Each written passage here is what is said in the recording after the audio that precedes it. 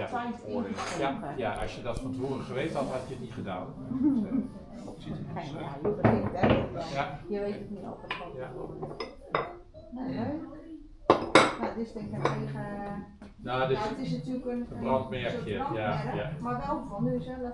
Althans. Ja, dat is het logo van de werf, heb ik ooit als brandmerk laten maken. Ja, mooi. Leuk. Ja, dat is gaaf. Ja. En 4 kinderen, zijn er houtbouwers bij? Houtbewerkers? Nee.